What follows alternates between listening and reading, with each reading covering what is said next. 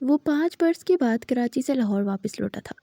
جب وہ ٹرین سے نکل کر کھلی فضا میں آیا تو اس نے 2-3 گہرے سانس لیے اور پھر بیگ کندھے پر ڈال کر باہر نکلا۔ سرکاری گاڑی باہر اس کی منتظر تھی۔ السلام علیکم کمشنر صاحب، میں کانسٹیبل شفیق احمد۔ ایک باوردی آدمی نے اسے سلوٹ کرتے ہوئے کہا اور پھر اس کے ہاتھ سے بیگ لینے لگا۔ کوئی بات نہیں شفیق احمد، میں اٹھا لوں گا، وہ ہلکا سا مسکرا کر بولا اور فرنٹ سیٹ پر بیٹھ گیا۔ شفیق احمد نے اسے فلیٹ تک چھوڑا اور واپس چلا گیا۔ اس نے آتے ہی کپڑے تبدیل کیے اور قضا شدہ نمازیں ادا کرنے لگا۔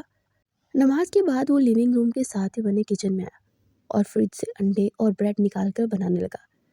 کھانے کے بعد وہ سو گیا اور شام کو جب اٹھا تو عصر کی نماز قضا ہونے والی تھی۔ اس نے جلدی سے نماز ادا کی اور خدیجہ بیگم کو کال کرنے لگا۔ السلام علیکم ممی، کیسی ہیں آپ؟ اس نے پوچھا۔ ہاں بیٹا، اللہ کا شکر۔ پھر وہ اس سے ادھر ادھر کی باتیں کرتے ہوئے اس کی بہن فضا کی شادی کے بارے میں بتانے لگی۔ اچھا، شادی پر تو آؤ گے نا؟ میں جانتی ہوں تمہاری ناراضگی ہے، لیکن جس سے ہے اس سے رکھو نا، ماں کے ساتھ کیا ناراضگی ہے؟ وہ افسردہ لہجے میں بولی۔ امی، میرا ٹرانسفر ہو چکا ہے اور میں لاہور میں ہی ہوں۔ وہ آہستہ سے بولا۔ یہ بات تم مجھے اب بتا رہے ہو؟ شرم نہیں آتی؟ کیسے کر سکتے ہو؟ ارے مجھے بتایا ہوتا تو میں تمہارے لیے کم از کم کھانا بنا کر بھیج دیتی۔ اب بتاؤ کہاں بھیجنا ہے، میں تمہارے لیے کھانا بھیجتی ہوں۔ خدیجہ بیگم نے کہا۔ نہیں امی، اس کی ضرورت نہیں ہے، یہاں پاس ہی ہوٹل ہے، میں وہاں سے دال وغیرہ منگوا لوں گا۔ آپ کو پتہ ہے نا کہ میں شوق سے کھاتا ہوں، تو آپ کو میری فکر کی ضرورت نہیں ہے۔ ویسے بھی اب مجھے گھر کے کھانوں کی عادت کم رہی ہے، تو آپ فکر نہ کیا کریں۔ وہ ہلکا سا مسکرا کر بولا۔ تمہیں اپنی ماں پر ترس نہیں آتا کیا؟ وہ رو پڑی۔ امی، کیا ہو گیا آپ کو؟ اور سال میں 2 بار آپ میرے پاس رہنے آتی ہیں، اب میں یہاں ہوں تو یہاں بھی آ جائے گا، لیکن پلیز مجھے وہاں رہنے پر مجبور نہ کیجیے۔ آپ جانتی ہیں کہ میں اور وہ چھت ایک تلے نہیں رہ سکتے۔ وہ سرد آ بڑھتے ہوئے بولا۔ بس اس کے کی سزا اپنی ماں کو دیتے رہنا۔ یہاں بہن تمہاری منتظر ہے کہ میرا اکلوتا بھائی میری شادی پر آئے گا، مگر تم… وہ غصے سے بولی۔ اچھا ٹھیک ہے امی، میں آ جاؤں گا۔ وہ سرد آہ بھرتے ہوئے بول کر کال کاٹنے کے بعد مغرب کی نماز پڑھنے چلا گیا اور مسجد سے نکل کر بلڈنگ کے پارکنگ ایریا سے اپنی گاڑی نکال کر اپنے گھر کی طرف بڑھ گیا۔ گاڑی ایک عالیشان عمارت کے سامنے رکی اور گارڈ نے آ کر دیکھا اور جلدی سے سلام کرتے ہوئے گیٹ کھول دیا۔ وہ گاڑی سے نکل کر من بھر کے قدم سے اندر کی جانب بڑھا۔ لاؤنج میں پہنچا تو سلطان بخاری اور خدیجہ بیگم لاؤنج میں ہی موجود تھے۔ اس نے سلام کیا اور باری باری ان کے گلے لگا۔ بھیا، فضا چلا کر پکارتی اس کے گلے لگ گئی۔ وہ اس کا ماتھا چومتے صوفے پر بیٹھ گیا۔ کچھ دیر بعد ارمان بخاری اپنی بیوی ریحام بخاری کے ساتھ آ گئے۔ وہ احتراماً اٹھ کر ان سے ملا۔ ارمان بخاری تو خوش دلی سے ملے تھے، مگر ریحام بخاری کا موڈ الگ خراب تھا۔ وہ جانتا تھا کہ وہ شروع سے ایسی ہے، تو اس نے فیل نہیں کیا۔ رات کا کھانا کھانے کے بعد وہ واپسی کے لیے نکلنے لگا تو خدیجہ بیگم نے اسے سختی سے وہیں رکنے کے لیے کہا۔ اس نے بہت منانے کی کوشش کی، مگر وہ رونے لگی تو مجبوراً وہ وہاں رک گیا۔ وہ اپنے کمرے میں آئے تو برسوں بعد دروازہ کھولا۔ کمرہ ویسے کا ویسا ہی تھا۔ کچھ یادیں ڈھنگ مارنے لگی۔ وہ لب پینچ کر بیٹھا اور صوفے سے ٹیک لگا گیا۔ کچھ دیر بعد وہ اٹھ کر بیڈ پر بیٹھ کر اپنا کیس اسٹڈی کرنے لگا۔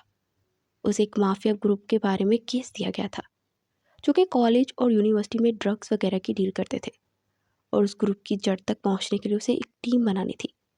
وہ کتنی دیر تک اس پر لگا رہا، پھر اسے کافی کی طلب ہوئی تو اپنے کمرے سے نکل کر کچن کی جانب بڑھ رہا تھا کہ باہر سے لاؤنج کے اندر داخل ہوتی علما کو دیکھ کر تھم سا گیا۔ وہ حجاب میں بہت پروقار دکھ رہی تھی اور شانوں پر چادر لے رکھی تھی۔ اس نے بھی نگاہ اٹھا کر دیکھا تو اس کے قدم وہیں جم چکے تھے۔ پھر وہ سلام کرتی بنا کچھ بولے اپنا ہینڈ بیگ رکھتی کچن کی جانب بڑھی تو وہ بھی سر چٹک کر اس کے پیچھے ہی کچن میں آ گیا۔ وہ فریج کھول کر اس میں سے کچھ تلاشنے لگی۔ وہ شیلف سے ٹیک لگائے اس کے پیچھے ہٹنے کا انتظار کر رہا تھا کہ اسی وقت ملازمہ اندر داخل ہوئی۔ بوا، سالن نہیں ہے کوئی پڑا؟ اس نے پوچھا۔ نہیں علما بیٹیا، وہ سالن تھوڑا تھا تو ختم ہو گیا۔ ملازمہ اس کی طرف دیکھتے ہوئے بولی۔ کوئی پہلے والا سالن بھی نہیں پڑا کیا؟ اسے سنجیدگی سے پوچھا۔ نہیں بیٹیا، اگر آپ کہتی ہیں تو میں انڈا بنا دیتی ہوں۔ ملازمہ نے جلدی سے کہا تو وہ نفی میں سر ہلاتی روٹی نکال کر اس پر اچار رکھ کر اپنے کمرے کی جانب بڑھ گئی۔ وہ اس کی حرکتیں دیکھ کر جیسے گمسم سا ہو گیا۔ اس نے چائے بنائی اور پھر لاؤنج میں آ کر وہ ٹاک شو دیکھتے ہوئے چائے کی سپ لینے لگا، لیکن اس کا ذہن آج سے کافی سال پہلے میں الجھ گیا اور بے اختیار ماضی کے متعلق سوچتا چلا گیا۔ 5 سال پہلے وہ نماز پڑھنے کے بعد سورۃ یاسین زبانی پڑھتا ہوا کمرے سے باہر کی جانب پڑا۔ لاؤن میں آ کے ٹہلتے ہوئے پڑھے جا رہا تھا۔ پھر پڑھتے جب وہ فارغ ہوا تو ایکسرسائز کرنے لگا۔ کچھ دیر کے بعد وہ اندر کی جانب پڑا تو ختیجہ بیگم لاؤنج میں ہی بیٹھی تھی۔ اس نے ان کو سلام کیا اور ان کے پاس جھکا تو انہوں نے اس کا ماتھا چوم لیا۔ کیسے ہو میری جان؟ ختیجہ بیگم نے پوچھا۔ جی الحمدللہ بالکل ٹھیک ٹھاک ہوں۔ وہ اس کے پاس بیٹھتے ہوئے بولا، اچھا وہ کل ارمان کہہ رہے تھے کہ علماء کو پڑھا دیا کرو، وہ بہت نالائق ہو گئی ہے، اسٹڈی کی طرف دھیان ہی نہیں دیتی۔ وہ بولی، امی آپ اچھی طرح جانتی ہیں نا میں اسے نہیں پڑھا سکتا، آپ نے دیکھا نہیں وہ کس قدر بے باک ہے۔ وہ جھنجھلا کر بولا، ابھی بچی ہے، وقت کے ساتھ ساتھ سنبھل جائے گی، 17 سال کی تو ہے اور بچیاں اس عمر میں ایسا کر لیتی ہیں، لیکن وقت کے ساتھ ساتھ وہ سنبھل جاتی ہیں۔ ختیجہ بیگم نے کہا، امی چھوڑے ان باتوں کو، آپ نہیں جانتی، جن کو نہیں سدھرنا ہوتا نا وہ نہیں سدھرتے، اس جیسی لڑکیاں بالکل نہیں سدھرتی، جب دیکھو فیشن شو، فیشن میگزین کھولے بیٹھی ہوتی ہے۔ اور ایک دن میں نے ایسے ہی اس کا فیشن شو پکڑ لیا، پتہ ہے اس قدر گند دیکھتی ہے اور وہ بھی ویسے ہی ڈریس بنا لیتی ہے اور ویسے ہی پہنتی ہے، بس یہی اس کی زندگی میں رہ گیا ہے۔ اور پتہ ہے اس دن فون پر پتہ نہیں کس کو کہہ رہی تھی کہ اسے ماڈل بننا ہے۔ وہ تلخ لہجے میں بولی، اچھا چھوڑو نا، وہ تمہارا مسئلہ تھوڑی ہے، اس کے ماں باپ خود جانے، ہم لوگ اس معاملات میں کیوں پڑے؟ تمہیں نہیں پتہ کہ تمہاری چاچی کس طرح کی ہے؟ اگر اسے پتہ چل گیا کہ تم اس کی بیٹی کے بارے میں باتیں کر رہے ہو تو اس نے ہنگامہ کھڑا کر دینا ہے، جیسی ماں ہے ویسی ہی وہ ہے، اور ویسے بھی بچی کا قصور نہیں ہے، اس کی ماں ہی ایسی ہے۔ اب دیکھو تمہاری تربیت کی ماشاءاللہ سے حافظ قرآن ہو اور ACP بھی لگے ہو، مگر وہ عورت وہ خود بھی ان چیزوں کو پسند کرتی تھی، بچی کو بھی اسی طرف لگا ہے۔ میں نے بھی ایک دن کہا تھا کہ بچی کو یہ سب نہ دیکھنے دیا کرو، تو آگے سے کہتی ہے کہ بچی ہے میری تو آپ کو بیچ میں بولنے کی کوئی ضرورت نہیں۔ تو میں نے اس کے بعد تو بالکل بھی ادھر کے معاملات میں دخل اندازی نہیں دی، اپنی عزت اپنے ہاتھ میں ہوتی ہے۔ ختیجہ بیگم تسبیح کے دانے گراتے ہوئے مسلسل بولے جا رہی تھی، آپ چاچو کے کہہ دیجیے گا کہ میرے پاس ٹائم نہیں ہوتا تو میں اس کے لیے کوئی اور ٹیوشن وغیرہ کا انتظام کر دوں گا۔ وہ جلدی سے بولا، ٹیوشن کا انتظام تو بیٹا جی ہم خود بھی کر لیں گے، لیکن مجھے کسی غیر پر اعتبار نہیں ہے، تم گھر کے بچے ہو تو اسی لیے وہ لاپرواسی بچی ہے تو تم پڑھا دو۔ ارمان سیڑھیاں اترتے ہوئے بولے تو اس نے چٹ سے کھڑے ہوتے ہوئے انہیں سلام کیا، پھر ارمان بخاری کے کہنے پر اس نے حامی بھر لی۔ اگلے دن وہ پولیس اسٹیشن سے آیا اور سیدھا اپنے روم میں آ کر فریش ہونے چلا گیا۔ کچھ دیر کے بعد وہ ٹراؤزر پہنے شرٹ لیس باہر نکلا تو صوفے پر بیٹھی علماء کو دیکھ کر ہڑبڑا سا گیا، کیا بدتمیزی ہے یہ، اس طرح کیسے روم میں آ سکتی ہو تم؟ کسی کے روم سے آنے سے پہلے اجازت دی جاتی ہے، وہ کس حال میں ہے کس طرح ہے اس بات کا خیال رکھنا چاہیے تمہیں۔ وہ انتہائی غصے سے بولا تو وہ ناگواری سے اٹھ کر کھڑی ہو گئی۔ مجھے بھی کوئی شوق نہیں تھا آپ جیسے کھڑوس انسان سے پڑھنے کا، وہ تو بابا نے بولا تو اس لیے یہاں آ گئی۔ وہ جواباً انتہائی غصے سے بولی تو وہ لب بھینچ کر رہ گیا، میں نے تمہیں پڑھانے کی حامی بڑھی تھی، اس کا مطلب یہ نہیں کہ تم بنا اجازت کے میرے کمرے میں آ جاؤ، جاؤ جا کر لاؤنج میں بیٹھو، میں وہیں پر آ رہا ہوں، اکیلے کمرے میں نہیں بٹھا سکتا تمہیں۔ وہ اپنی شرٹ پہنتے ہوئے سر تیز میں بولا، باہر بڑی امی اور ماما بیٹھی ہوئی ہیں اور ساتھ میں ان کے کچھ دوست وغیرہ آئی ہیں، تو وہاں کیسے پڑھ سکتے؟ وہ غصے سے بولی تو وہ لب بھینچ کر بیڈ پر بیٹھ گیا۔ پھر وہ اسے میتھ سمجھانے لگا، مگر وہ جمائیوں پہ جمائیاں لے رہی تھی۔ علماء میرے پاس کوئی فضول وقت نہیں ہے جو میں تم پر ضائع کروں، پلیز اپنے کام پر توجہ دو اور جلدی سے پڑھو اور یہاں سے نکلو۔ وہ تب کر بولا، آپ سمجھتے کیا خود کو، مجھے نہیں پڑھنا ہے آپ سے۔ وہ غصے سے بولتی ہوئی اٹھ کر باہر کی جانب پڑھنے لگی، پاگل ہو گئی ہو تم، چپ کر کے یہاں بیٹھ جاؤ۔ اس بار وہ سختی سے بولا تو وہ لب کچلتے ہوئے آ کر صوفے پہ بیٹھ گئی، پھر اس نے تھوڑی بہت توجہ دینی شروع کر دی اور آنے والے دنوں میں وہ کافی زیادہ بہتر ہو گئی تھی۔ اور ایک دن اسے پتہ چلا کہ پنجاب کالج میں ہنگامہ برپا ہو گیا ہے۔ پیپر لیک ہونے کی وجہ سے وہاں ماحول کافی گرم ہو گیا تھا، اور اسے ارمان بخاری کا فون آیا کہ علما کو کالج سے لیتے آؤ۔ وہ باغم باغ وہاں پہنچا تو وہاں واقعی حالات بہت خراب تھے۔ اس نے پولیس فورس بھی وہاں پہنچ چکی تھی۔ وہ تیزی سے اندر کی جانب پڑا اور اس کی نگاہیں علما کو تلاش کر رہی تھی۔ کچھ آگے جا کر اسے لائبریری میں چھپی ہوئی لڑکیاں نظر آئی، اور باہر لڑکے بری طرح دروازہ پیٹ رہے تھے۔ ہینڈز اپ، میں تم میں سے کوئی نہیں ہلے گا، وہ گرج کر بولا تو وہ لڑکے لاٹھیاں لے کر اسے گر چکے تھے، مگر وہ کچھ ہی پل میں انہیں ڈھیر کر چکا تھا۔ جب لائبریری کا دروازہ کھلا تو لڑکیاں علما کو پکڑے باہر آئی۔ اس کے ماتھے سے خون بہہ رہا تھا۔ علما، وہ بے چینی سے پکارتا اس کی طرف آیا تو اس کی باہوں میں جھول گئی۔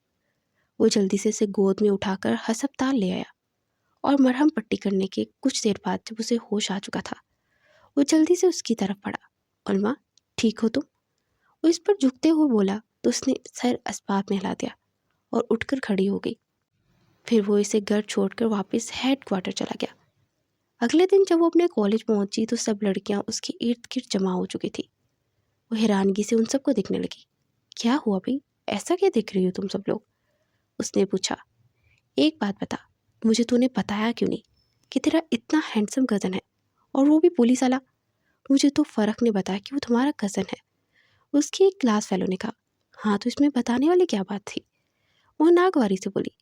یہ بات کتنی بورنگ ہے علما، اگر میرا ایسا کزن ہوتا تو قسم سے اس کو پھنسا کے رکھتی، اپنے عشق میں کسی اور کا نہ ہونے دیتی، ایک دوسری دوست نے کہا۔ علما نے بے یقینی سے اسے دیکھا۔ تمہارا دماغ خراب ہے، یہ ہمارے عشق کرنے کی عمر ہے کہ پڑھنے کی؟ اور ابھی میں صرف 17 سال کی ہوں، اور تم مجھے اس طرح کے مشورے دے رہے ہو سب؟ وہ تب کر بولی۔ ہاں تو اس میں حرج کیا ہے؟ صرف اسے اپنے پیار میں ہی تو ڈالنا ہے، باقی شادی وادی تو 4-5 سال کے بعد بھی ہو سکتی ہے، لیکن اس دوران اگر اسے کوئی اور مل گئی تو شادی کر کے کسی اور کے ساتھ ہو جائے گا، پھر کیا کرو گی؟ اس کی دوست نے کہا۔ او ہیلو، مجھے اس کے ساتھ کوئی عشق و عاشقی کرنے کی ضرورت نہیں ہے، اور ویسے بھی وہ بہت خڑوس انسان ہے، مجھے سخت زیڈ لگتا ہے۔ وہ منہ بنا کر بولی تو اس کی دوست نے تعصب سے سر ہلایا۔ سچ میں تم پوری کی پوری پاگل ہو، مطلب اتنا خوبصورت بندہ ہے اور تم اس سے چڑھتی ہو؟ ایک بار گھر جانا اور جا کر اسے تسلی سے دیکھنا، مجھے یقین ہے کہ تمہارا دل دھڑکنا بند ہو جائے گا۔ پتہ ہے میری تو نگاہیں ہی نہیں ہٹ رہی تھی۔ ویسے اگر تم اس کے ساتھ چکر وکر نہیں چلانا تو میرا دلوا دو یار، اس کی دوست نے کہا، اور پھر سب ہاتھ پہ ہاتھ مارتے ہنسنے لگے۔ وہ ناگواری سے سر چٹک کر سامنے وائٹ بورڈ کی جانب دیکھنے لگی۔ پھر شام کو اس کے آنے کے بعد کمرے میں پڑھنے کے لیے گئی تو اس صوفے پہ بیٹھا لیپ ٹاپ پہ کچھ کام کر رہا تھا۔ وہ بیڈ پر بیٹھ کر اسے غور سے دیکھنے لگی۔ پھر وہ اٹھ کر اس کے سامنے آ کر بیٹھ گیا۔ تمہارا آج پھر دھیان کیوں نہیں ہے پڑھنے میں؟ وہ اس کے سر پر پینسل سے مارتے ہوئے بولا تو ہڑبڑا کر نظریں کتابوں پر ٹکا گئی۔ پھر وہ اگلے کئی دن تک اسے نوٹس کرنے لگی، اور چھٹی کے دن تو اس کے پیچھے پیچھے تھی۔ تمہارے ساتھ مسئلہ کیا ہے؟ کیوں پھر رہی ہو میرے آگے پیچھے؟ وہ اس کی طرف مڑتے ہوئے بولا۔ وہ مجھے پڑھا دیجیے نا، میرے ایگزامز آنے والے ہیں تو میری تیاری اچھی نہیں ہے، تو آپ میری مدد کر دیں گے؟ وہ گھر بڑھا کر بولی۔ ہاں ٹھیک ہے، تم لیونگ روم میں چلو، میں آتا ہوں۔ وہ بولتا ہوا آگے کی جانب بڑھ گیا تو وہ جلدی سے اپنی کتابیں لے کر لیونگ روم کی جانب چلی گئی۔ کچھ دیر کے بعد وہ وہاں آیا تو ٹراؤزر شرٹ پہ ملبوس تھا، گیرے بال ماتھے پر گرے ہوئے تھے۔ وہ مبہوت سا اسے یک ٹک دیکھے جا رہی تھی۔ وہ اس کی حرکت پہ ٹھٹک سا گیا، مگر سر چٹک کر اسے پڑھانے لگا۔ 2 دن کے بعد جب وہ شام کے وقت کالج سے گھر آئی تو کچھ مہمان بیٹھے تھے۔ وہ انہیں سلام کرتے ہوئے کھانا کھانے کے لیے کچن کی جانب بڑھی۔ بوا، کون آیا باہر؟ اس نے پوچھا۔ وہ ارحم بابا کے جاننے والے ہیں، کمشنر صاحب کہہ رہے تھے ان کو، اور وہ اپنی بیٹی کا رشتہ لے کر آئے ہیں ارحم بابا کے لیے۔ بوا کی بات سن کر اسے لگا کہ پوری قیامت اس پر آن گری ہے۔ وہ تیزی سے باہر کی جانب بھاگی اور اپنے کمرے میں بستر پر آ کر پوٹ پوٹ کر رونے لگی۔ کچھ دیر کے بعد اسے معلوم ہوا کہ رشتہ پکا ہو چکا ہے، اور اسی ہفتے دن رکھ کر شادی کر دی جائے گی، کیونکہ ارحم کو منگنی اور اس طرح کی رسومات میں کوئی دلچسپی نہیں ہے، تو اسی لیے وہ ڈائریکٹ نکاح کرنا چاہتا ہے۔ उसे यूं किसी और का होने का सुनकर उसकी जान निकलने वाली हो गई थी। और अगले 2 दिन तक वो कॉलेज पढ़ने ही नहीं गई। और जिस दिन गई उसकी दोस्तों ने जब जाना कि उसकी कज़न की मंगनी होगी तो सब इसे ही बोलने लगी, प्लीज़ मुझे बाद में डांट लेना, लेकिन इस वक्त मुझे बताओ मैं क्या करूँ। मेरी सांसें रुक जाऊंगी उनको किसी और का होते सुनकर, उनको किसी और के साथ बर्दाश्त नहीं कर पाऊंगी। तो ऐसा कर, सीधी आज उसके कमरे में पहुंच जाना और उससे जाकर इजहार मोहब्बत कर देना। क्या पता वो तुम्हारी मोहब्बत को कबूल कर ले। पता है, लड़कों को छोटी उम्र की लड़कियां बहुत बातें हैं। उनकी बातों को सुनकर वो इरादा बांध चुकी थी कि वो उससे अपनी मोहब्बत का इजहार कर देगी। वो घर आकर बेचैनी से इधर से उधर टहलते उसका इंतज़ार कर रही थी। कुछ देर बाद जब वो घर वापस आया तो तेज़ी से उसके कमरे की जानी पड़ी। वो शर्ट उतारकर सोफे पर फेंकते हुए वॉशरूम की जानी पड़ गया। वो दरवाज़ा खोलती अंदर दाखिल हुई। व्हाट द हेल उल्मा, कितनी बार तुम्हें मैंने समझाया कि इस तरह किसी के कमरे में बिना इजाज़त के नहीं आते। तुम्हें पढ़ना है ना, तुम कुछ देर के बाद आना, मैं नहाने लगा हूँ। वो टॉवल गले में डालकर वॉशरूम की जाने पड़ा तो वो तेज़ी से उसके सामने आ गई। मुझे पहले आपसे बात करनी है। मैं कब से आपको खुद को तैयार कर रही हूँ कहने के लिए। ये सब बात कहने के लिए अभी मुझे करनी है, वरना फिर मैं हिम्मत नहीं कर पाऊंगी। वो जल्दी से बोली, पीछे हटकर बात करो, जो भी करनी है, करीब मत आओ मेरे। वो नागवारी से बोला, मुझे ये कहना था कि आप इस शादी से इनकार कर दीजिए, आप शादी मत करवाइए उससे। वो लब कुचलते हुए बोली। वो हैरानगी से उसे दिखने लगा। क्यों, मैं ऐसा क्यों करूं? और मसला क्या है तुम्हारे साथ? मैं कई दिनों से देख रहा हूँ तुम अजीब व गरीब हरकतें कर रही हो। क्या चल रहा है तुम्हारे दिमाग में? वो संजीदगी से बोला, मुझे मुझे आपसे मोहब्बत हो गई है। मैं आपके बगैर नहीं रह सकती। अगर अगर आपने इससे शादी की ना तो मैं मर जाऊंगी। प्लीज़, मैं आपसे बहुत मोहब्बत करती हूँ। आप ये शादी तोड़कर मुझसे शादी कर लीजिए ना। वो जल्दी से बोली और वो सुन दिमाग के साथ उसे सुन रहा था। दिमाग खराब हो गया तुम्हारा।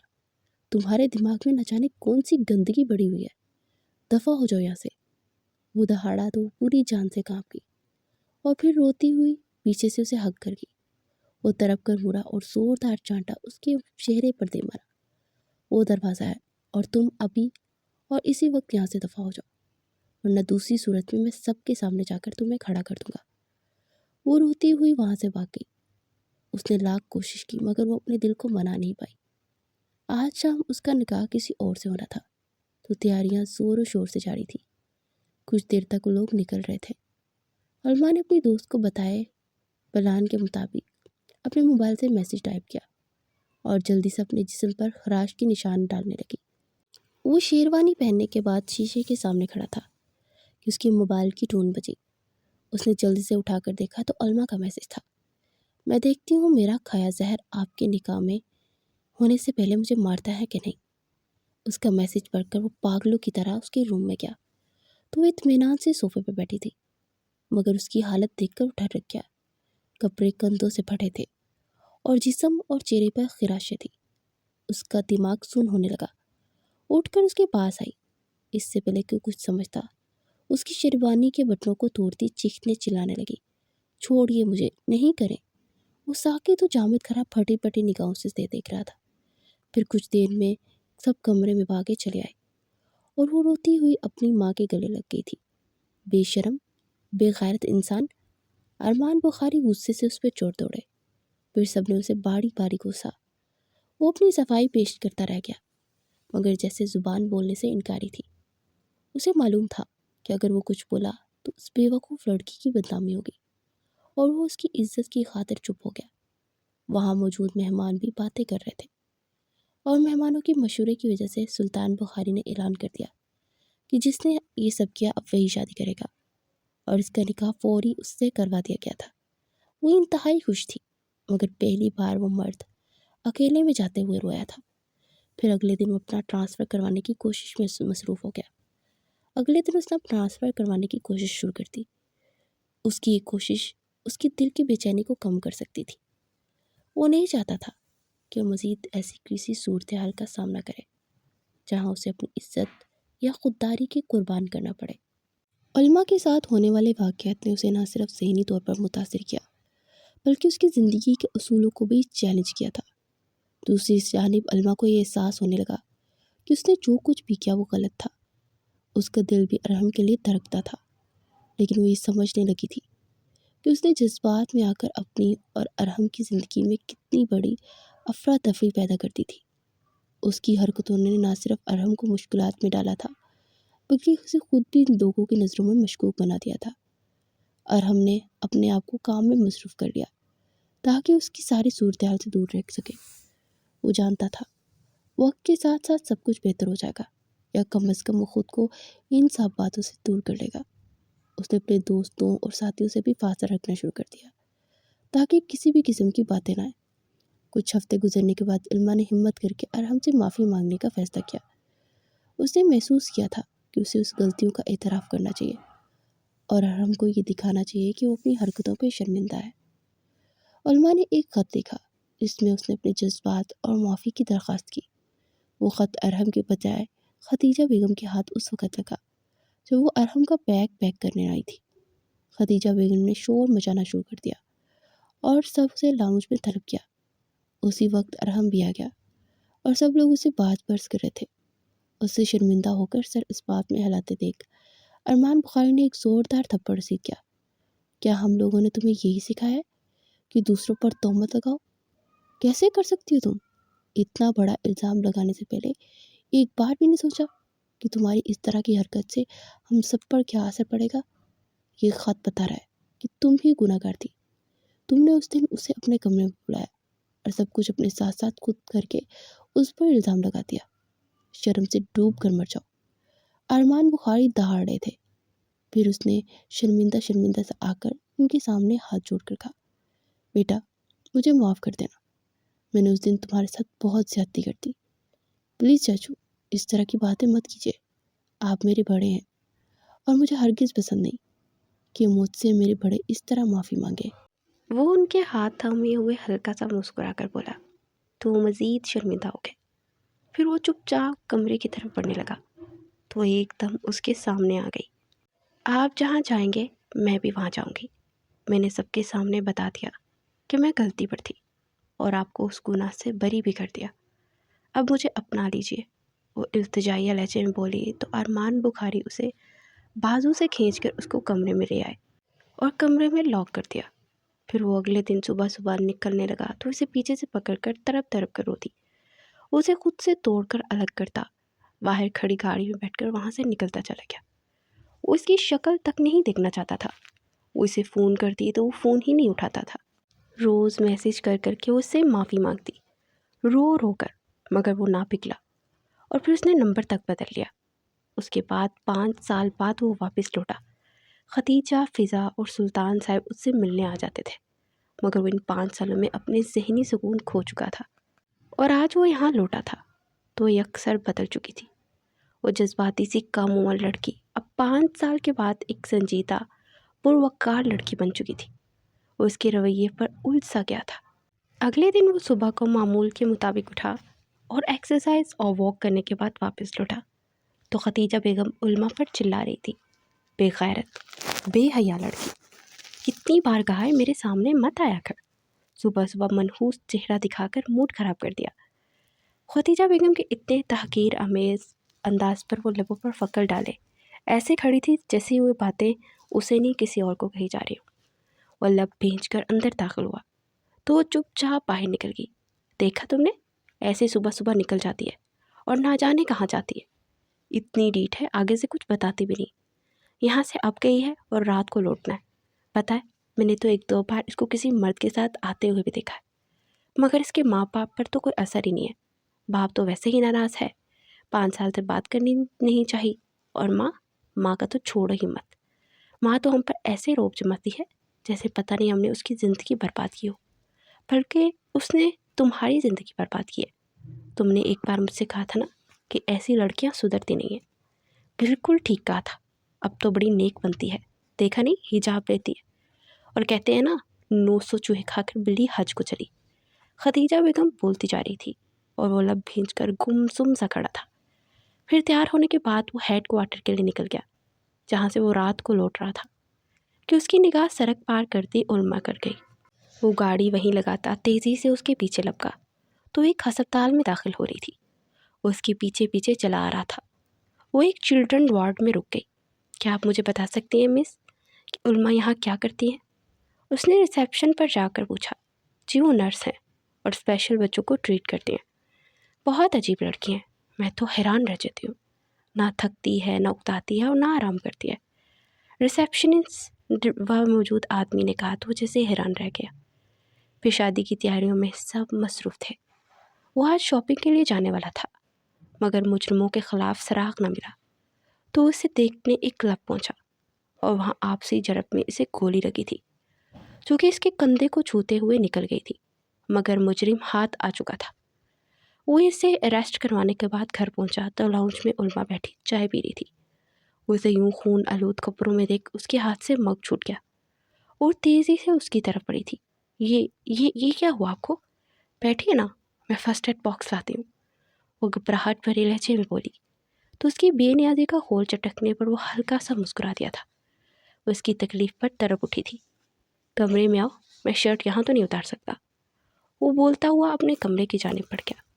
وہ اپنی شرٹ کے بٹن کھول کر اسے اتار کر سائڈ پر رکھتا زخم دیکھ رہا تھا جہاں سے ابھی بھی خون بہہ رہا تھا، اور وہ اسی وقت اندر داخل ہوئی۔ وہ جلدی سے پاس آئی اور اسے صوفے پر بیٹھنے کا کہتی اس کے پاس بیٹھ کر اینٹی سیپٹک سے اس کا زخم صاف کرنے لگی اور اس کے ہاتھ لرز رہے تھے۔ آنکھیں چپک چپک کر وہ آنسو ضبط کرنے کی کوشش کر رہی تھی۔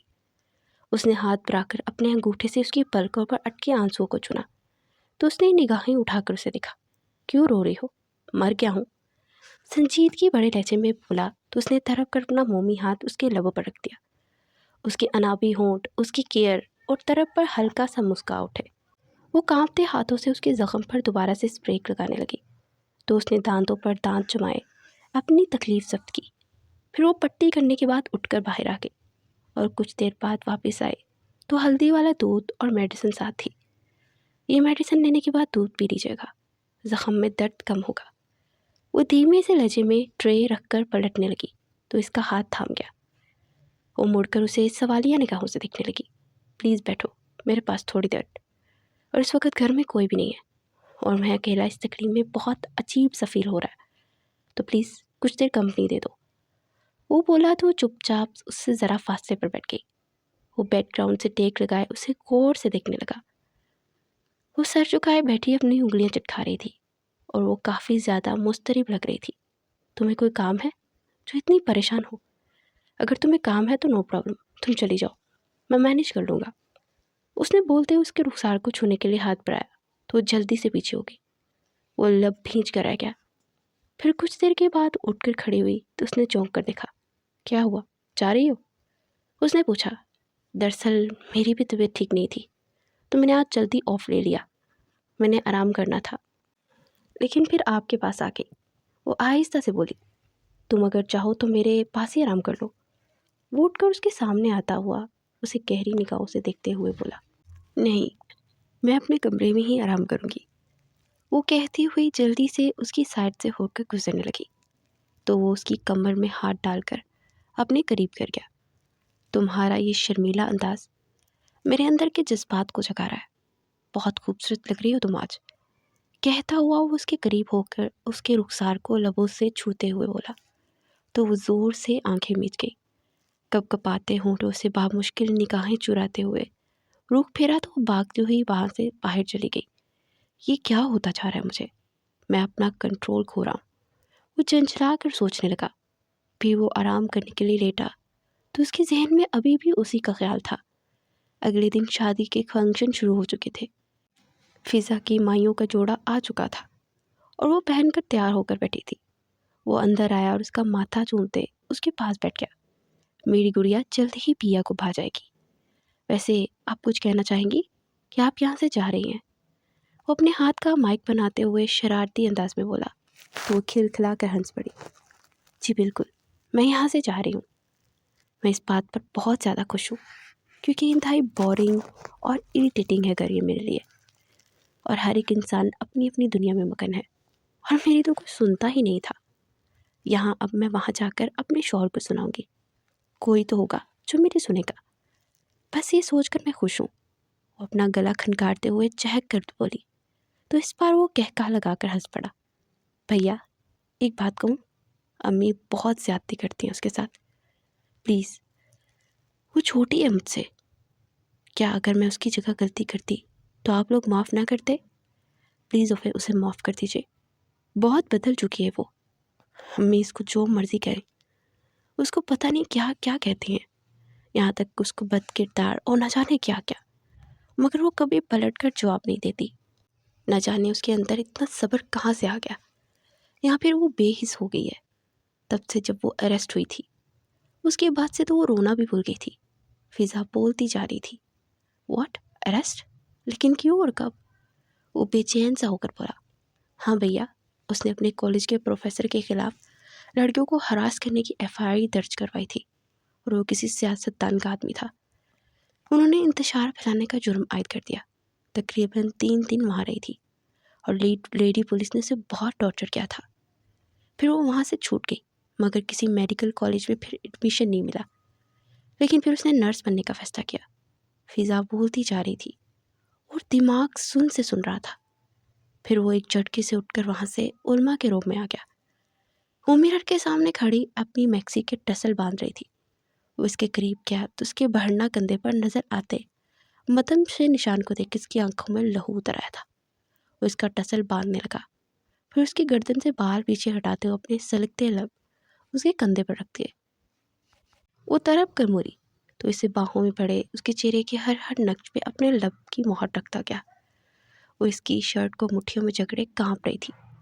جس نے تمہارے ساتھ یہ سب کیا نا، اسے میں چھوڑوں گا نہیں، وہ غرا کر بولا، اور پھر اسے سینے میں بھیج دیا تو وہ تڑپ تڑپ کر روتی۔ اس کے سر کو تھپتھپاتے ہوئے اسے اپنے ہزار میں لیا تھا، مگر اس نے چپ کروانے کی بالکل بھی کوشش نہیں کی۔ وہ خود چاہتا تھا کہ وہ اپنا غبار اچھی طرح نکالے، کیونکہ اندر ہی اندر اسے کھا چکا تھا۔ پھر جب اس کا دل ہلکا ہوا تو آہستہ سے اس سے دور ہوئی۔ جس پروفیسر نے یہ سب کیا تھا اس کے بارے میں مجھے بتا سکتی ہو؟ اس کے رخسار کو نرمی سے چھو کر بولا، نہیں، آپ اس معاملے میں مت پڑیے، میں اس کو بھول چکی ہوں، دوبارہ سے ان واقعات کو یاد نہیں کرنا چاہتی۔ یہ پاکستان ہے، یہاں پر انصاف فراہم نہیں کیا جاتا، یہاں پر وہی کچھ ہوتا ہے جو ہمارے حکمران اور سیاستدان کرنا چاہتے ہیں، ہمیں غلام ہونا ہے، ہم کچھ بھی نہیں کر سکتے۔ پلیز آپ اس سب میں پڑھ کر اپنا کریئر مت خراب کیجیے گا۔ وہ بے چینی سے بولی، تم فکر مت کرو، مجھے ایسے سیاستدان سے اچھی طرح نپٹنا آتا ہے، ان کی سیاست ہی ختم کر دوں گا میں، اور اس پولیس والے کا تو میں نہیں چھوڑوں گا جس نے تمہیں اریسٹ کروایا تھا، اور وہ سب کے سب جنہوں نے تمہارے اوپر ہاتھ اٹھایا، ان کسی کو میں نہیں چھوڑوں گا۔ وہ سرد لہجے میں بولا تو سرد رنگت سے اسے دیکھنے لگی۔ وہ موبائل پر ایک نمبر ملاتا باہر نکلا تو تھرپ کر اس کی طرف بڑھی اور اس کا بازو تھام کر اس کا رخ اپنی طرف کیا۔ پلیز آپ یہ سب مت کیجیے گا، میں آپ کو کسی مصیبت میں نہیں دیکھ سکتی، وہ سب لوگ بہت خطرناک ہیں، سب ختم کر دیں گے، وہ ہماری فیملی کو بھی نقصان ہو سکتا ہے۔ وہ تڑپ کر بولی اور پھر چہرہ ہاتھوں میں چھپائے رونے لگی۔ وہ لب بھینچ کر رہ گیا، اوکے ریلیکس ہو جاؤ، میں کچھ نہیں کروں گا۔ وہ اس کا چہرہ تھوڑی سے پکڑے اونچا کرتا ہوا بولا، پھر وہ اپنے سلگتے لب پوری شدت سے اس کے ماتھے پر رکھتا۔ وہ اس کی بولا، اس کی دھڑکن بڑھ گئی۔ وہ اس کے کمرے سے نکل کر باہر آ گیا اور کچھ ہی دیر میں وہ ہوٹل کے لیے نکل چکے تھے۔ وہ میکسی کے ساتھ گولڈن کلر کا حجاب کیے اس کے دل میں اتر رہی تھی۔ پھر وہ فضا کے پاس بیٹھی تو فضا نے اپنے مائیوں کی ٹوکری سے چوڑیاں نکال کر اس کی کہلائیوں میں پہنانے لگی تو خدیجہ بیگم نے چھپٹنے سے انداز میں وہ چوڑیاں کھینچ لی۔ یہ اس کے لیے نہیں ہے، یہ میری رخسانہ کے لیے ہے، وہ اپنی بھانجی کا نام لیتے ہوئے بولی، اور پھر اسے آوازیں دے کر رخسانہ کو بلایا اور بڑی محبت سے اسے چوڑیاں پہنانے لگی۔ وہ شرماتی رجاتی سی ارحم کی جانب دیکھ رہی تھی۔ علما کا چہرہ پھیکا سا پڑ گیا۔ وہ چپ چاپ اٹھ کر اسٹیج سے نیچے چلی گئی۔ اگلے دن مہندی کا فنکشن تھا اور وہ فضا کے کمرے سے چوڑی سائز لے کر باہر چلا گیا۔ شام کو جب واپس آیا تو اس کے ہاتھ میں ایک باکس تھا۔ وہ اسے کمرے میں رکھنے کے بعد فریش ہونے چلا گیا اور شلوار کرتا پہننے کے بعد اس نے علما کے کمرے کا رخ کیا تو وہ کپڑے پہننے کے بعد حجاب سیٹ کر رہی تھی۔ گرین کلر کی میکسی کے ساتھ آج بھی گولڈن حجاب کیا تھا۔ وہ چلتا ہوا پاس آیا اور باکس ड्रेसिंग पर रखते हुए उसे खोला और फिर उसके मम्मी हाथ को थामे उसमें चूड़ियाँ पहनाने लगा। वो बेयकीनी से उसे देख रही थी। हल्का सा मेकअप कर लो अपने शौहर की खातिर, वो उसके रुखसार को छू कर बोला तो उसके चेहरे पर सुर्खी सी छा गई थी। चलो जल्दी से तैयार होकर बाहर आ जाओ, फिर होटल चलते हैं। कुछ देर के बाद वो तैयार होकर नीचे आई तो इसे लेकर बाहर की जाने पड़ा। रुखसाना वहाँ पहले से मौजूद थी। चलिए अरहम, वो पास आकर बोली तो अरहम ने नाक वाली से सर चटका। फिर वो बिना कुछ और कहे जल्दी से फ्रंट सीट पर बैठ गई। वो लब पींच कर पिछले दरवाज़ा खोलकर उम्मा को देखने लगा। मैं मम्मा पापा के साथ आती हूँ, वो कहती हुई चुपचाप अरमान बुखारी की गाड़ी में बैठ गई। वो गुस्सा सब्त करता ड्राइविंग सीट पर आया और गाड़ी स्टार्ट कर ली। फिर पूरे फंक्शन में वो जानबूझकर रुखसाना से हंस हंस कर बातें करता रहा। उस पार्ट चेहरे से एक साइड पे बैठी थी और उसके चेहरे पर किसी किस्म का दुख न देखकर वो झंझला गया था। फिर वो वापस घर पहुंचे। वो कपड़े चेंज करने के बाद उर्मा के रूम में आया तो नमाज़ पढ़ रही थी।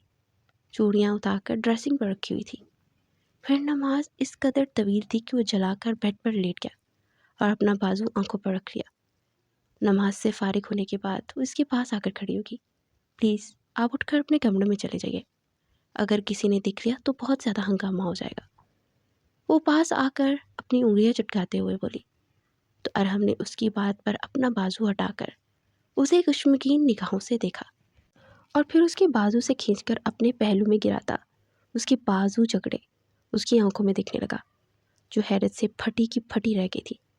शायद उसे अरहम की तरफ से इस तरह की हरकत की उम्मीद नहीं थी और उसके माथे पर लपकता उसे अपने हिसार में ले गया। वो साकित व जामिद किसी कामनी गुड़िया की मानित उसकी बाहों में सिमटी थी। क्या बदतमीजी है, छोड़िए मुझे। वो इसे पीछे धकेलने लगी तो इसके बाजू से जकड़े हुए उस पर झुकता उसे गुस्से और नागवारी से देखने लगा। क्यों भागती हो? मुझसे मोहब्बत है तो इस चीज़ को झुठला क्यों रही हो? और हाँ, मैं तुम पर पूरा हक रखता हूँ।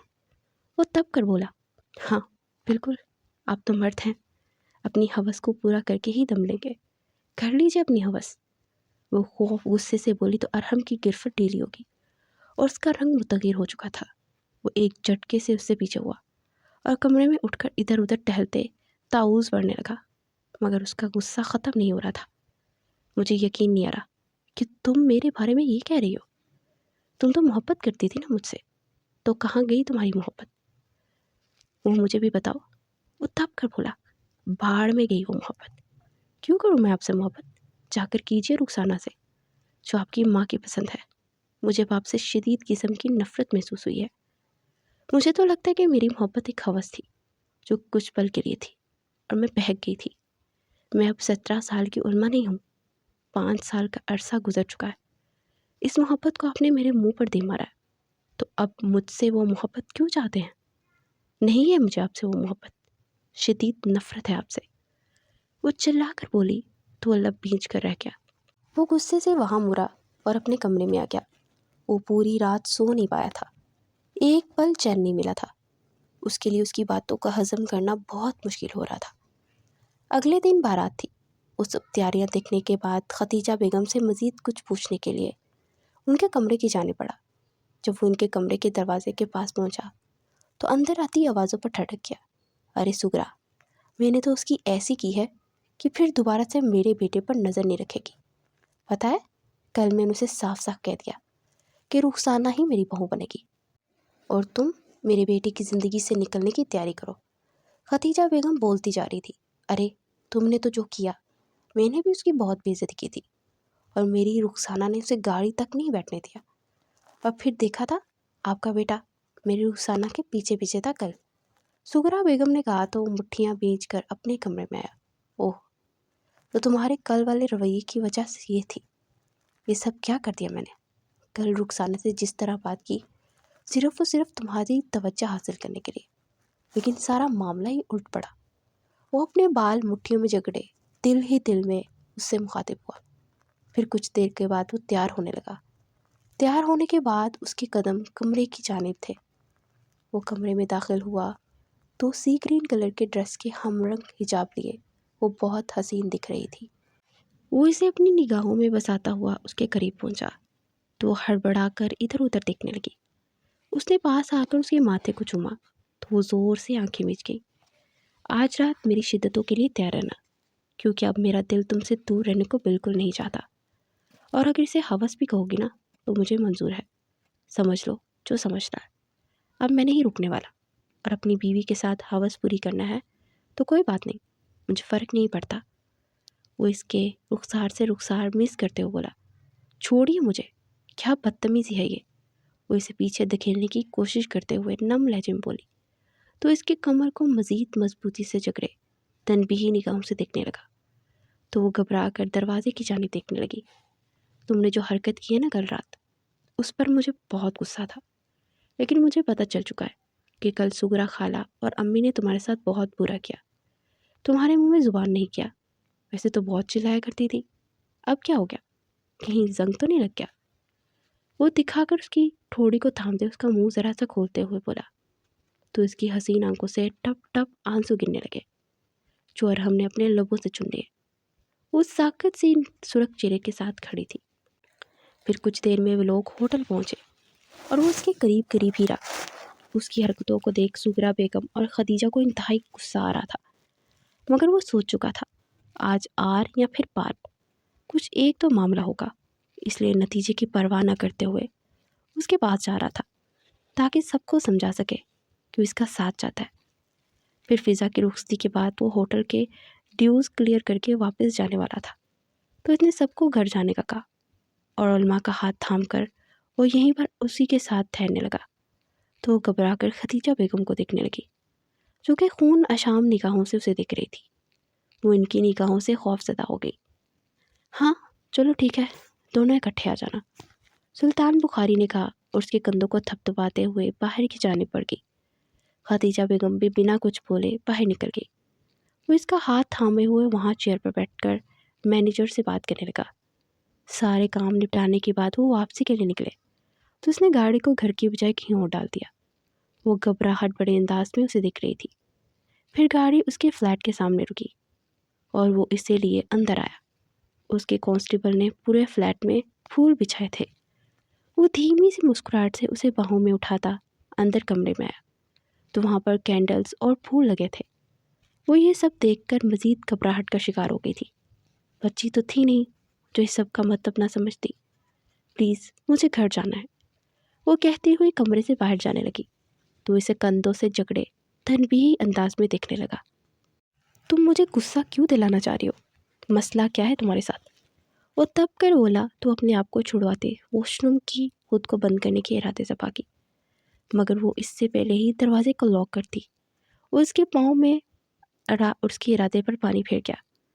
پھر جیسے جیسے اس کی طرف قدم بڑھا رہا تھا وہ پیچھے جائے جا رہی تھی۔ وہ اس کی کمر سے جگڑے ہوئے اسے دیوار سے لگاتا سائڈ پر موجود شاور کا نل کھول چکا تھا۔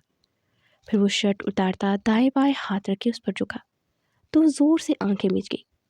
آئی لو یو میری دھڑکن۔ وہ اس پر اپنی محبت کی برسات کرنے لگا۔ کچھ دیر تک وہ مزاحمت کرتی رہی مگر پھر خود سپردگی دیتی چلی گئی۔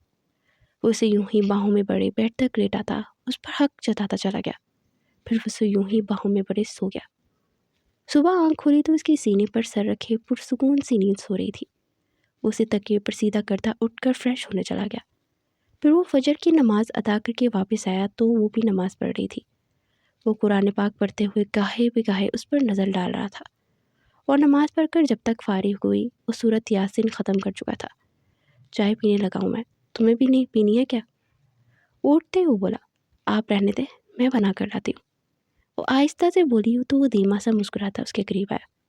ویسے یقین کرو بوڑھی چائے نہیں بناؤں گا، وہ اس کے رخسار کو چھو کر بولا تو اس کی پلکیں حیا سے جھک گئی۔ نہیں ایسی بات نہیں ہے، وہ تائی کہتی ہے نا کہ مردوں کو کام نہیں کرنا چاہیے کچن کا، تو اسی لیے میں نے کہا کہ میں بنا لیتی ہوں، میں بہت اچھی چائے بناتی ہوں اب۔ وہ سر جھکائے ہوئے بولی، میری جان آپ کو کس نے کہا کہ مرد کچن کا کام نہیں کر سکتا؟ یہ تو کہیں بھی نہیں لکھا تھا مرد کچن کا کام نہیں کر سکتا، بلکہ ہمارے نبی صلی اللہ علیہ وآلہ وسلم تو اپنی زوجہ کے ساتھ کاموں میں ہاتھ بٹھایا کرتے تھے، تو اسی لیے ان باتوں پر یقین نہیں رکھنا چاہیے۔ امی تھوڑے پرانے خیالات کی ہیں، ان کی بات ضرور سنو، مگر جو بات تمہارے دل میں اچھی لگے نا وہ بھی کرو۔ تو میرے خیال سے مرد کو کام کرنے میں کوئی پرابلم نہیں ہونی چاہیے. سو آج تم بیٹھو، میں بنا کر لاتا ہوں. وہ کہتے ہوئے اس کا رخسار تھپ تھپا کر باہر نکل گیا. میں ساتھ ہی چلتی ہوں، وہ جلدی سے بولی تو سر اس بات میں ہلا گیا. پھر وہ کچن میں آ کر کرسی پر بیٹھ گئی اور وہ چائے بنانے لگا اور وہ اسے دیکھے جا رہی تھی، چونکہ پوری طرح اپنے کام میں مگن تھا. اس کے باوجود اس کی نگاہوں سے بے خبر. وہ جانتا تھا کہ اگر وہ اسے دیکھے گا تو وہ جلدی سے نگاہیں پھیر لے گی. پھر وہ چائے بنا کر ٹیبل پر رکھتا کرسی گھسیٹ کر اس کے قریب آ کر بیٹھ گیا. چائے کی سپ لیتے ہوئے اسے دیکھنے لگا، جو کہ اس کے دیکھنے پر گھبرائی سی نگاہیں جھکاتے پھر اٹھاتی تھی. ویسے ایک بات کہوں، وہ ہلکا سا مسکرا کر بولا تو وہ سوالیہ نگاہوں سے اسے دیکھنے لگی. تم جب یوں شرماتی ہو تو مجھے تمہاری قربت کی مزید چاہ ہونے لگتی ہے. مجھے کبھی لگا نہیں تھا کہ تمہارا یہ روپ بھی ہو سکتا ہے. اس کے روئی سے نرم رخسار پر چٹکی بڑھتے ہوئے بولا تو وہ سر جھکا کر لب کو چلنے لگی. کچھ کہنا تمہیں؟ وہ اس کی تھوڑی سے تھامے ہوئے بولا تو اس کی آنکھوں سے آنسو بہنے لگے. وہ مگ ٹیبل پر رکھا جلدی سے اس کا چہرہ ہاتھوں کے پیالے میں پڑ گیا. کیا ہوا ہے میری جان؟ وہ طرف اٹھا تھا. I am sorry. وہ ہچکیوں سے رو رہی تھی. نہیں یار، سوری مجھے بولنا چاہیے. تم تو برسوں پہلے کئی بار سوری کر چکی، مگر میں اس قدر پتھر دل بن بیٹھا تھا کہ ایک بار بھی تمہارے جذبات کو نہیں سوچا. I am so sorry. وہ اس کے ماتھے پر ماتھا ٹکائے بولتا چلا گیا. پھر وہ اس کے آنسو صاف کرتا چائے پیتے ہوئے اسے دل میں بسانے لگا. کچھ دیر کے بعد وہ دونوں گھر کے لیے نکلے تو ختیجہ بیگم لاؤنج میں ہی بیٹھی تھی. وہ انہیں اندر آتا دیکھ غصے سے بولنے لگی، اس بد کردار بد فطرت لڑکی نے تمہیں اپنی باتوں میں پھنسا لیا نا. وہ غصے سے چلاتی اسے مارنے کے لیے لپکی تو جلدی سے اپنی اوٹ میں لے گیا. امی پلیز تماشا مت بنائیے، ہم بیٹھ کر بات کرتے ہیں. وہ لب بھینچ کر بولا نہیں، ہرگز نہیں. اب تمہیں اسے اسی وقت طلاق دینی ہوگی، ورنہ اپنی مری ہوئی ماں کا منہ دیکھو گے. وہ بولتے ہوئے ہانپنے لگی تھی. امی پلیز، آپ کی طبیعت بگڑ جائے گی. وہ ختیجہ بیگم کو تھامتے ہوئے بولا تو منہ بھر کے علما کو بددعائیں دینے لگی اور سینے پر ہاتھ رکھی زمین پر گرتی چلے گی. وہ جلدی سے انہیں اٹھا کر باہر کی جانب بھاگا اور وہ ساکت و جامد سی کھڑی تھی. ہو گیا سکون؟ پڑ گئی ٹھنڈ؟ سغرا بیگم نے کہا تو وہ سر جھکا گئی. وہ اور سلطان بخاری ارمان بخاری ہسپتال کے کوریڈور میں کھڑے تھے. ختیجہ بیگم کو ہارٹ پرابلم تھا تو ان کی پریشانی بڑھی ہوئی تھی. ڈاکٹر بھائی رایا تیزی سے اس کی طرف پڑے. دیکھے بی پی کافی ہائی تھا، ہارٹ اٹیک ہوا نہیں مگر ایسی کنڈیشن رہی تو ہو سکتا ہے، اس لیے انہیں کسی قسم کا سٹریس مت دیجیے. ڈاکٹر نے کہا تو وہ سب ایک دوسرے کو دیکھنے لگے. کچھ دیر کے بعد ان کی طبیعت بہتر ہوئی تو وہ انہیں لیے گھر آ گئے. وہ زبردستی میڈیسن کھلانے کے بعد ان کے پاس بیٹھا سر دبانے لگا. مجھ سے وعدہ کر کہ اس لڑکی کو اپنائے گا نہیں. وہ بولی تو اس نے طرف گر سے دیکھا. آپ اچھی طرح جانتے ہیں میں کل رات اسے اپنا چکا ہوں، پوری رضامندی سے. وہ لب بھینچ کر بولا تم مجھ سے وعدہ کرو گے کہ نہیں؟ تم اس لڑکی سے بات نہیں کرو گے، تم اسے طلاق دو گے. وہ غصے سے چلائی اوکے اوکے، آپ جو کہیں گی وہی کروں گا، اب میں اسے طلاق دے دوں گا. وہ لب بھینچ کر بولا مگر تکلیف محسوس کر رہا تھا، وہ وہی جانتا تھا. تو ٹھیک ہے، میں کل ہی طلاق کے پیپرز تیار کرواتی ہوں، تم بس دستخط کر دینا، کرو گے نا؟ وہ بولی تو وہ بامشکل سر ہلا گیا، مگر اس کا طلاق دینے کا کوئی ارادہ نہیں تھا. باہر کھڑی علما کا دماغ سن پڑ گیا تھا. وہ تیزی سے مڑی اور تقریباً بھاگتی ہوئی اپنے کمرے میں آئی. خوف سے اس کا حشر ہو رہا تھا. وہ تڑپ تڑپ کر رو رہی تھی. پھر اس نے جلدی سے ایک خط لکھا اور پھر راتوں رات وہ گھر سے بھاگ چکی تھی. طلاق سے بچنے کا یہی واحد راستہ تھا. وہ اس کے نام سے جڑا اپنا نام الگ ہوتے نہیں دیکھ سکتی تھی. وہ انجانے راستوں پر چل رہی تھی. اسے اپنی منزل کا کچھ بھی پتہ نہیں تھا. وہ اسلام آباد اپنی دوست کے یہاں پہنچی اور اسے ساری صورتحال بتائی. اس نے بھی اس پر ترس کھاتے اسے اپنی این جی او میں رکھ لیا تھا. وہ گمسم تھا ختیجہ بیگم کے پاس تمچ میں بیٹھا تھا. انہوں نے طلاق کے پیپرز منگوائے تھے کہ دندناتی ہوئی ریحام بخاری اندر آئی. ضرورت نہیں ہے تمہیں اسے طلاق دینے کی، وہ جا چکی ہے، نہ جانے کہاں. شاید یہ ظالم معاشرہ اسے مار کر ہی کہیں پھینک چکا ہوگا، یہاں پھر کسی ہوس کا نشانہ بن چکی ہوگی، وہ لاوارث کہہ کر دفن کر دی گئی ہوگی. بہت مبارک ہو آپ کو بھابھی، آپ کی نفرت جیت گئی اور میں اپنی بیٹی ہار گئی. اور تم نے کیوں اپنایا اسے؟ وہ تو کمپرومائز کر چکی تھی، دوبارہ اس کے جذبات کیوں جگائے؟ جب اسے اپنانے کی ہمت نہیں تھی تو میری بیٹی کو بیوی ہونے کا حق کیوں دیا؟ ریحام بخاری چلا رہی تھی اور پھر خط اس کے منہ پر مار کر چلی گئی۔ وہ جلدی سے خط اٹھاتا اسے پڑھنے لگا۔ I'm sorry مما پاپا، میں اچھی بیٹی نہیں ہوں، میری وجہ سے ہمیشہ آپ کو دکھ پہنچا ہے، میں بہت تکلیف میں ہوں، اگر انہوں نے مجھے واقعی چھوڑ دیا تو میری سانسیں رک جائیں گی، میں برسوں ان کے نام کے سہارے جیتی رہی ہوں، لیکن اگر مجھ سے یہ نام الگ ہوا تو جی نہیں پاؤں گی، میں جا رہی ہوں، نہ جانے کہاں، مجھے نہیں معلوم، اللہ حافظ، آپ کی نصیب بیٹی علمہ بخاری۔ وہ خط ان کے ہاتھ سے چھوٹ گیا۔ وہ گرنے کے انداز پہ صوفے پہ بیٹھ گیا تھا۔ اچھا ہوا دفع ہو گئی، مجھے تو لگتا تھا کسی مرد کے ساتھ۔ بس امی، ایک لفظ مت بولیے۔ اس نے صرف ایک بار آپ کے بیٹے پر الزام لگایا، مگر ان چند دنوں میں نہ جانے کتنی بار آپ اس کے کردار کو داغدار کر چکی، بار بار اس پر تہمت بازی کرتی ہیں۔ اب بس بہت ہو گیا، مبارک ہو۔ وہ ویسے ہی چلی گئی یہاں سے۔ وہ پھٹ پڑا تھا اور پھر تیزی سے اٹھ پر اپنے کمرے کی جانب بڑھ گیا۔ آنے والے دنوں میں اس نے اسے ہر جگہ تلاشا، مگر وہ اسے کہیں نہیں ملی۔ اس کی راتوں کا چین کھو چکا تھا۔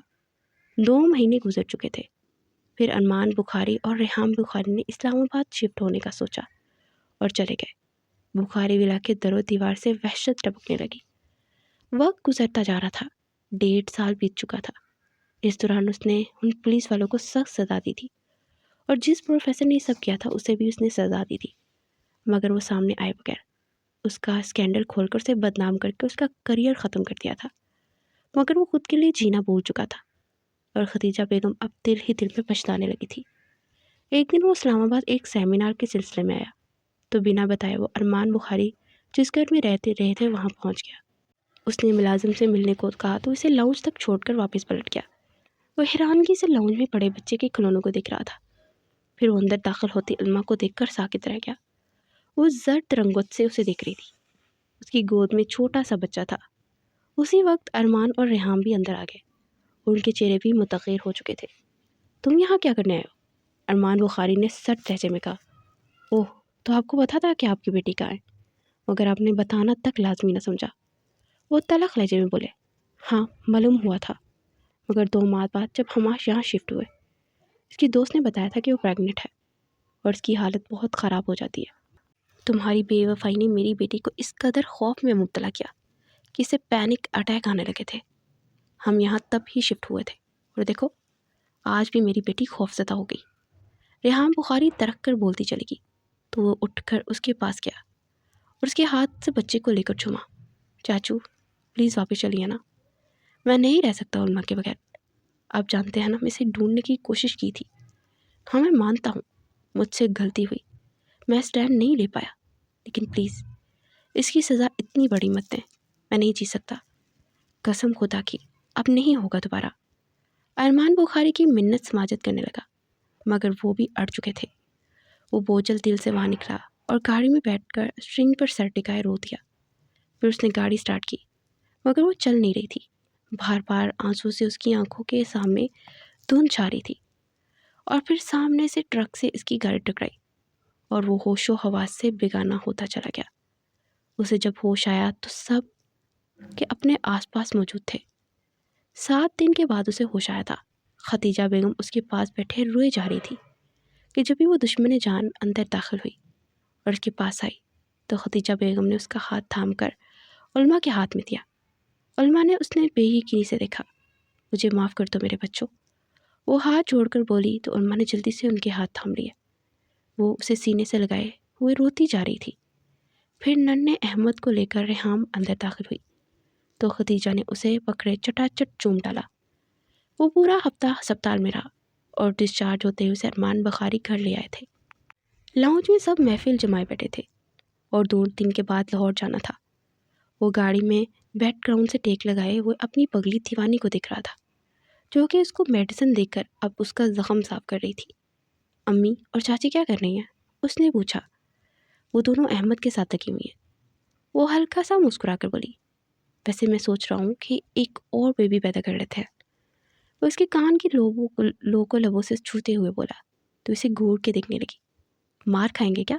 آپ کو کیا پتا کتنا مشکل ہوتا ہے ان بچوں کو پیدا کرنا۔